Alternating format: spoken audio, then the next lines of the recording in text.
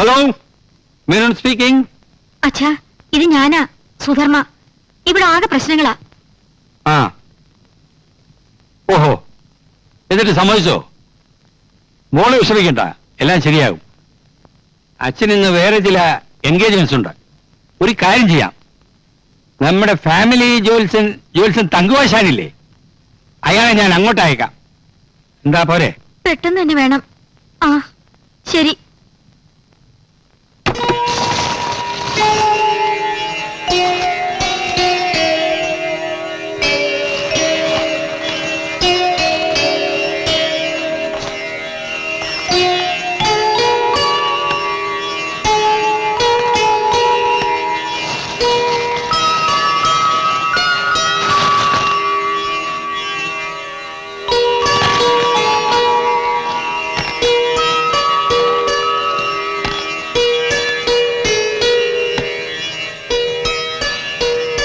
ശത്രു നിസ്സാരക്കാരനല്ല, സംഗതി കൂടോത്രമാണ്.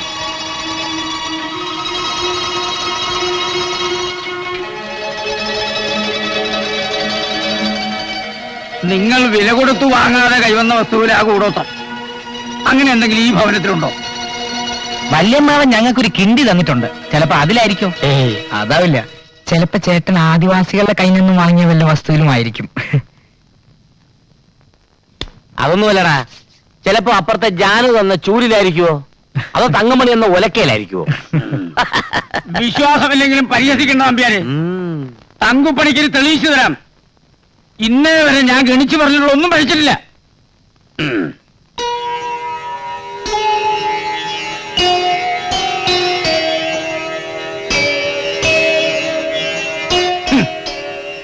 കടല് കടന്നു വന്ന വസ്തുവിലാണ് കൂടോത്ത. 6 മാസത്തിന് മുമ്പ് സിംഗപ്പൂരിൽ നിന്ന് കടല് കടന്നു വന്നത് ഞാനാ. നീ ഞാനോ മറ്റോ ആണോ കൂടോത്രം? സിംഗപ്പൂരിൽ നിന്ന് വില കൊടുക്കാതെ നിങ്ങൾ എന്തെങ്കിലും വാങ്ങിച്ചിട്ടുണ്ടോ? ഈശ്വരനെ വിചാരിച്ച ഒന്ന് ആലോചിച്ച് നോക്കൂ. ഈശ്വരനെ വിചാരിക്കാണ് ഞാൻ ആലോചിച്ച് നോക്കട്ടെ, കിടന്ന് ബഹളം വെക്കാതെ. സിംഗപ്പൂരിൽ നിന്ന് വരുമ്പോ എന്താണ്? ആ, ഉണ്ട്, നമ്മുടെ ഷോക്കേസിലിരിക്കുന്ന ജൂനിയർ മാൻഡ്രക്കിന്റെ പ്രതിമ. കൊണ്ടുവരൂ, കാണട്ടെ.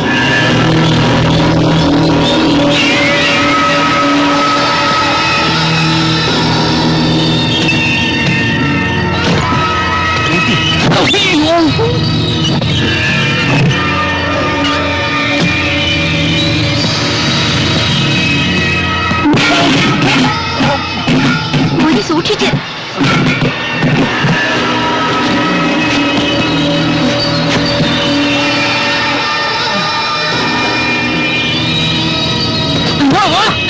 എന്താണ് ഇത്?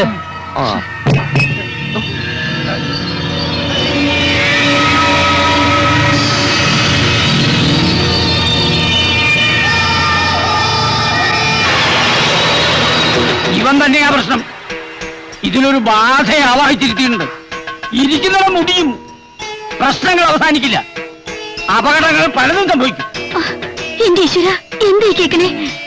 നിങ്ങളുടെ ഈശ്വരഭക്തി കൊണ്ട് മാത്രമാണ് ഇതുവരെ പിടിച്ചു നിന്നത്. ഇതിനൊരു പ്രതിവിധിയില്ലേ? ഞാൻ വിചാരിച്ചാൽ ബാധയെ ഒരിടത്തും പിടിച്ചു കിട്ടാൻ കഴിയില്ല. അതിന് അധർവം പഠിച്ച ഏതെങ്കിലും ദുർമന്ത്രവാദിയുടെ ആഭിചാര കർമ്മം വേണം.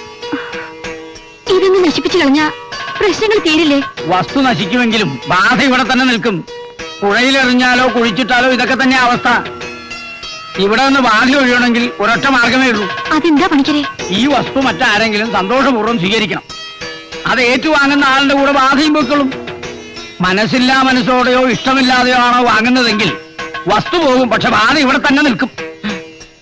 അങ്ങനെയാണെങ്കിൽ തങ്കുപ്പണിക്കര് തന്നെ ഈ പ്രതിമ സന്തോഷപൂർവ്വം സ്വീകരിച്ചട്ടെ.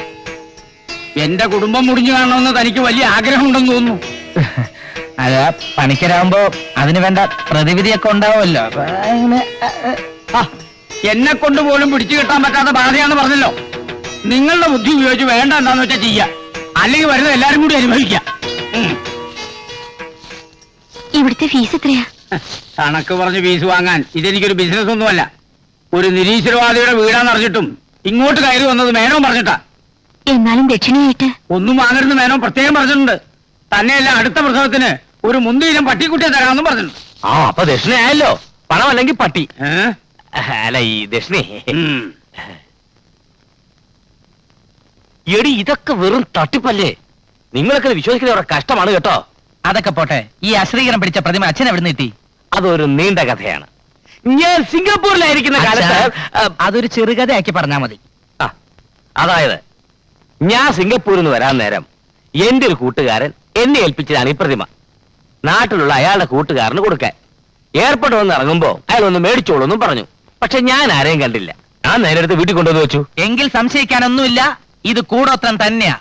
അച്ഛന്റെ വളർച്ചയിൽ അസൂയ തോന്നിയ ആ സുഹൃത്ത് അച്ഛൻ മുടിയാൻ വേണ്ടി ചെയ്ത ഒരു സിംഗപ്പൂർ കൂടോത്രം. ഇല്ലെങ്കിൽ എന്തുകൊണ്ട് എയർപോർട്ടിൽ ഈ പ്രതിമ വാങ്ങാൻ ആരും വന്നില്ല അച്ഛാ? എന്തുകൊണ്ട് ഇത്രയും കാലമായിട്ട് ഒരു കുഞ്ഞു പോലും ഇത് അന്വേഷിച്ച് ഇവിടെ വന്നില്ല? ആരും വരാതാകുമ്പോ അച്ഛനത് വീട്ടിൽ സൂക്ഷിക്കുമെന്നും അതോടെ നമ്മളെല്ലാം നശിച്ച് കുത്തുപാളെടുക്കുമെന്ന് അയാൾക്കറിയാം. അതെ ഭയങ്കര ചതിയെ പോയി. കഴിഞ്ഞതൊക്കെ കഴിഞ്ഞു. ഇനി ഇത് ഒഴിവാക്കാൻ മാർഗം എന്താന്ന് ആലോചിക്കേ. ചേടാ, പ്രശ്നം മാറാൻ വേണ്ടി പ്രശ്നം വെച്ചപ്പോ അതൊരു പ്രശ്നമായോ? കണ്ട എന്ത് കേട്ടില്ലേ? എടാ ഫൂൾ, അത് കോളിംഗ് ബെല്ലാടാ. ആഹാ. അതുമായിട്ടല്ലേ കോളിംഗ് ബെല്ല് കേൾക്കുന്നത്. ആരാ അത്? ആളുണ്ട്. ഓ അയ്യോ, നമസ്കാരം. ഇതാരാ? പിള്ളേച്ചനോ? വരണം വരണം, വാ ഇരിക്കെ. എടോ, ബിസിനസ്സിൽ നമ്മൾ തമ്മിൽ മത്സരമുണ്ടെങ്കിലും ഈ നാട്ടുകാര് പറയുന്നത് പോലെ ഒരു ശത്രുതയില്ല. തനിക്ക് ഇപ്പൊ മനസ്സിലായല്ലോ. തന്റെ കമ്പനി ആകെ തകർന്നിരിക്കുകയാണെന്ന് കേട്ടല്ലോ. എന്ത് പറ്റിയിടൂ? ഓ, ഒന്നും പറയണ്ട എന്റെ പിള്ളേച്ച.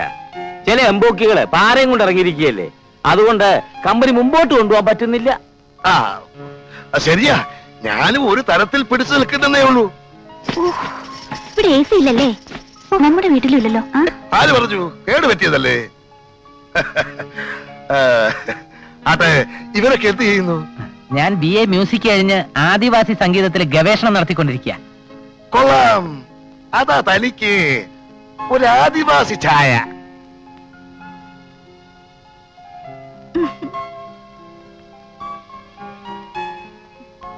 ഞാൻ ഡിഗ്രിക്ക് തോറ്റു. ഇപ്പൊ സ്ഥിരം ട്യൂട്ടോറിയല്ല. ആ, അപ്പൊ മക്കളെ കൊണ്ട് നമ്പ്യാർക്ക് ഒരു ഗുണവുമില്ലെന്നർത്ഥം. അല്ല, പിള്ള വന്ന കാര്യം പറഞ്ഞില്ല. എന്റെ 50ാം പിറന്നാൾ ഗംഭീരമായിട്ട് ആഘോഷിക്കണമെന്ന് ഇവക്ക് ഒരേ നിർബന്ധം. ആയിക്കോട്ടെ എന്ന് ഞാൻ കരുതി. സാധാരണ 60ാം പിറന്നാൾ ആഘോഷിക്കാറുണ്ട്. 50ാം പിറന്നാൾ ആഘോഷത്തെ കുറിച്ച് ആദ്യമായിട്ട് കേൾക്ക.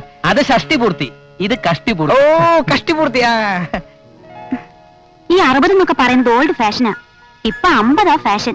അച്ഛന്റെ 50ാം പിറന്നാൾ ആഘോഷിക്കാമെന്ന് ഞങ്ങൾ പറഞ്ഞതാ, പക്ഷേ അമ്മ സമ്മതിച്ചില്ല. ഓ, പണത്തിന്റെ ടൈറ്റ് കൊണ്ടായിരിക്കും അമ്മ അങ്ങനെ പറഞ്ഞത്. ഏയ് അതൊന്നുമല്ല, അമ്മ ഭയങ്കര വിശ്വാസിയാ. അമ്മയുടെ അമ്മാവൻ 50ാം പിറന്നാൾ ആഘോഷിച്ചതിന്റെ 4ാം ദിവസം വടിയായിപ്പോയി. ഈ 50ാം പിറന്നാൾ ആഘോഷിച്ചാൽ പിന്നെ അധിക ദിവസം ജീവിച്ചിരിക്കില്ലെന്നാ അമ്മ പറഞ്ഞ്.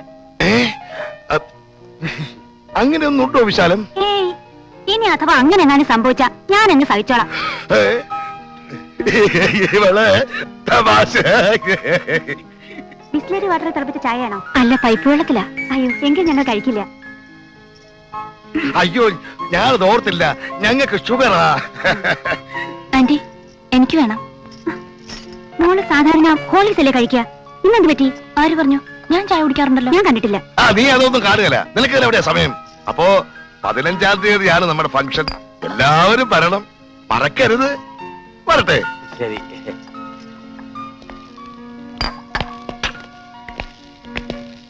പടി പടി പടിയുണ്ട്. അയ്യോ, പടി പടി. ഇത്രയ്ക്ക് അസൂയയും പൊങ്ങച്ചുള്ള ഒരു ഫാമിലിയെ ഞാൻ ജീവിതത്തിൽ ഇതുവരെ കണ്ടിട്ടില്ല. ആ പെണ്ണ് നല്ല കുട്ടിയാ. അതെ, അത് ഞാനും അങ്ങോട്ട് പറയാൻ തുടങ്ങിയായിരുന്നു. അച്ഛാ, എനിക്കൊരു ഐഡിയ. അവളെ കെട്ടുന്ന കാര്യമാണെങ്കിൽ മക്കളെ നടക്കത്തില്ല. ഛേ, അതൊന്നും അല്ല അച്ഛാ. ആ ജോത്സ്യര് പറഞ്ഞത് സത്യമാണോ എന്നറിയാൻ ഒരു മാർഗമുണ്ട്. പിള്ളയുടെ പിറന്നാളിന് നമ്മൾ ആ കൂടോത്ര പ്രതിമ സമ്മാനമായിട്ട് കൊടുത്താലോ? ഗിഫ്റ്റ് ആയതുകൊണ്ട് അങ്ങേര് അത് സന്തോഷത്തോടെ സ്വീകരിക്കുകയും ചെയ്യും. പാരയ്ക്കൊരു മറുപാര. ആ, ജോത്സ്യര് പറഞ്ഞത് സത്യമാണെങ്കിൽ നമ്മുടെ എല്ലാ പ്രശ്നങ്ങളും തീരുകയും ചെയ്യും, അങ്ങേരുടെ പ്രശ്നങ്ങൾ തുടങ്ങുകയും ചെയ്യും. ഇത്രയൊക്കെ ആയ സ്ഥിതിക്ക് ആ. ആ പരീക്ഷണം കൂടെ നമ്മൾ നടത്തി നോക്കിക്കളയാം. ഇത് പരീക്ഷിക്കാൻ പറ്റിയ വേറൊരുത്തനെ ഈ ഭൂലോകത്ത് വരെ കിട്ടത്തില്ല. അത് വേണോ? മിണ്ടിപ്പോരുത്. പ്രതിമ പാക്ക് ചെയ്യട്ടെ അച്ഛാ.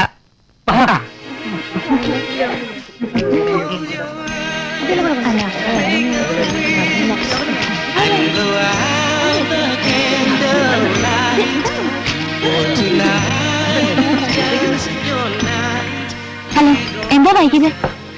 പ്രസന്റേഷൻ പാക്ക് ചെയ്തപ്പോ വൈകിപ്പോയി. വരൂ, ഞാൻ അച്ഛനെ വിളിക്കാം. ഞാൻ തന്നെ കൊടുക്കണോ? അച്ഛൻ ഇപ്പൊ അതും ഇതും പറഞ്ഞ് ചളമാക്കും. അച്ഛന് പേടിയൊന്ന് മാറ്റാമോ? ഇതുപോലെ അവസരം എനിക്ക് കിട്ടിയെന്ന് വരില്ല. വന്നേ, എന്നാലും ഇല്ല.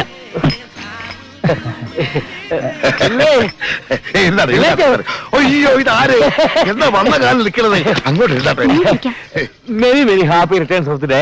വളരെ അയ്യോ മുതലാളി നമ്മുടെ പുതിയ കാറിന്റെ ചില്ല് തേങ്ങ വീണ് ഉടഞ്ഞു. നീയേ വണ്ടി തെങ്ങിന്റെ ചോട്ടിൽ നിന്ന് മാറ്റിട്ടേ. പിന്നെ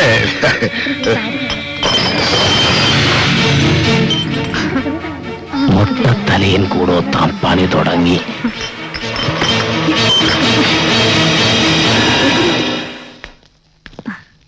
അവര് വന്നല്ലോ. നമസ്കാരം. ഞങ്ങൾ JK എന്റർപ്രൈസസ് മുമ്പ് ചെറിയൊരു ധാരണപ്പിശകിന്റെ പേരിൽ നടക്കാതെ പോയ ആ പ്രോജക്ട് നിങ്ങൾ തന്നെ ഏറ്റെടുക്കണം. പക്ഷെ ഞങ്ങളുടെ വ്യവസ്ഥ നിങ്ങൾ അംഗീകരിച്ചില്ലല്ലോ. ഇതെങ്ങനെയാ? അന്ന് പറഞ്ഞ എല്ലാ വ്യവസ്ഥകളും ഞങ്ങൾ അംഗീകരിച്ചിരിക്കുന്നു. എന്നാ അഡ്വാൻസ് കൊടുക്കുക. ഇത് 2 ലക്ഷം രൂപ അഡ്വാൻസ്. ബാക്കി കാര്യങ്ങളാണ് ഓഫീസിൽ നിന്ന് സംസാരിക്കുക. എന്നാ ഓഫീസ് വെച്ച് കാണാം. എന്ന് നിങ്ങൾ പറഞ്ഞിട്ടെ. ആയിക്കോട്ടെ, വരട്ടെ. ശരി സാർ. ആ ശ്രീകരം പിടിച്ച പ്രതിമ കുടുംബത്തിൽ നിന്ന് പോയപ്പോ മഹാലക്ഷ്മി ഒന്ന് കയറുന്നത് കണ്ടോ? ആ പാരപ്പിള്ളയുടെ വീട്ടിൽ പ്രശ്നങ്ങൾ തുടങ്ങിയിട്ടുണ്ട്. അതിനുള്ള തെളിവ് എനിക്ക് കിട്ടി. മുതലാളി നമ്മൾ രക്ഷപ്പെട്ടു. മാറാതെ കിടന്ന എല്ലാ ബില്ലുകളും മാറി. മാത്രമല്ല 1.5 കോടിക്കുള്ള കഞ്ഞിക്കുഴി പാലത്തിന്റെ ടെൻഡറും നമുക്ക് അനുവദിച്ചു. എല്ലാം ദൈവത്തിന്റെ ഒരു മറിമായം. എന്തോ അല്ല, ഒരു മറിയും. ഞാൻ അങ്ങോട്ടേ. ഭഗവാനെ, ഭക്തവത്സല, എല്ലാം നിന്റെ മായ.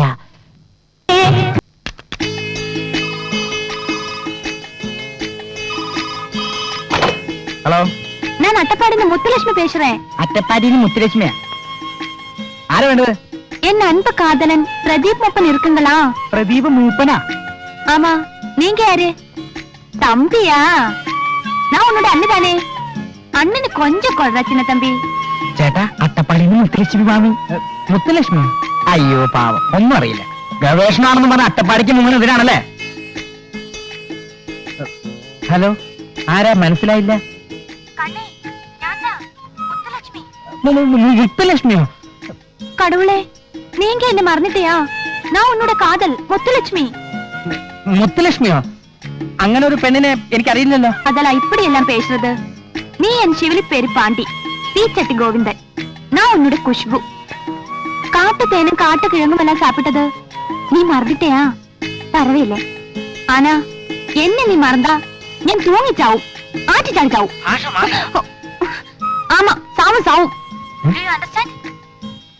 തമിഴും മലയാളവും ഇംഗ്ലീഷും കൂടെ സംസാരിക്കുന്ന ആദിവാസിയോ? അതാരാ?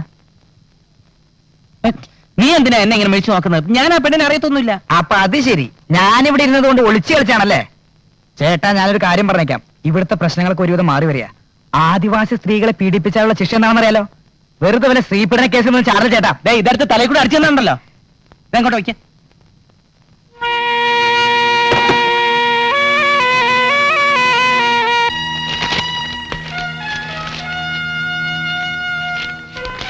ഇതൊന്നും കണക്കിൽ കൊള്ളിക്കാത്ത ഫയലുകളാണല്ലോ പിള്ളേ. അത് sir, cement മൂവ്മെന്റിന്റെ രേഖകളിലും കൃത്രിമത്വമുണ്ട്.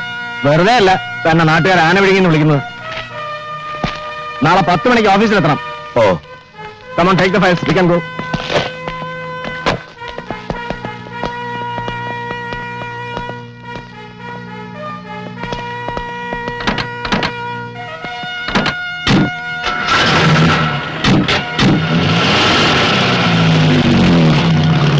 Hello, engineer sir ആയിരുന്നോ? ഒന്നും പറയണ്ടല്ലോ സാറേ. ഇവിടെ ആ ഇൻകം ടാക്സുകാരന്മാരും ഉള്ളതെല്ലാം തൂത്ത് പെറുക്കിക്കൊണ്ട് പോയി. കഷ്ടകാലമെന്നല്ലാതെ എന്ത് പറയാനാ. കോൺട്രാക്ടുകൾ പലതും ക്യാൻസലായി. പലതീരുടെ പാലത്തിലാണെങ്കിൽ വിള്ളല്. ആകെ ഗതികേടില്ല. അല്ല, ഇപ്പൊ എന്താ വിശേഷിച്ച്?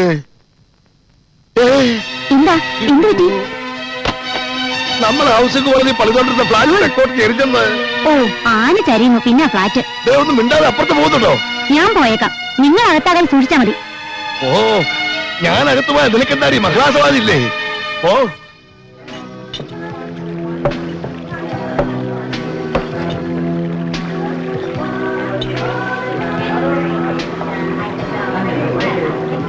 അട്ടപ്പാടിന്ന് മുത്തുലക്ഷ്മിയാണെന്ന് പറഞ്ഞപ്പോ പുള്ളിക്കാരെ ശരിക്കും ഒന്ന് വരണ്ടു. തമിഴ് സിനിമയിൽ നിന്ന് പഠിച്ച തമിഴൊക്കെ വെച്ച് കാച്ചി ഞാനൊരു ലെവലിൽ കൊണ്ടുവന്നതായിരുന്നു. പക്ഷെ അവസാനം നാവിന്ന് അറിയാതൊരു ഇംഗ്ലീഷ് വീണുപോയി. Do you understand? അന്ന് ഫംഗ്ഷനല്ല ആ കക്ഷിയല്ലേ? ആ നിങ്ങൾ വന്ന് ചേരും കേട്ടോ. ഒന്ന് പോടി. ഉടുക്കും മിഴാവും ചേർന്ന് ഒരു ജുഗൽബന്ദി അവതരിപ്പിക്കാമെന്ന് ഞാൻ റിസർച്ച് ചെയ്തു. നീ പറഞ്ഞ കക്ഷിയിലാ വരുന്നത്? അയ്യോ, ആദിവാസികൾ ഇവിടെ എത്തിയോ?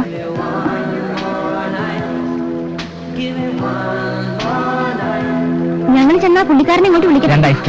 വെറുതെ അലമ്പുണ്ടാക്കല്ലേ. ആമ്പിള്ളേരെ കണ്ടപ്പോ അവളുടെ സകല സ്മാർട്ട്നസും പോയി. മോശം മോശം. ഏയ് അങ്ങനെയൊന്നുമില്ല. എന്നാ ചെല്ലേ. ഓക്കെ ഓക്കെ, വേഗം ചെല്ലേ.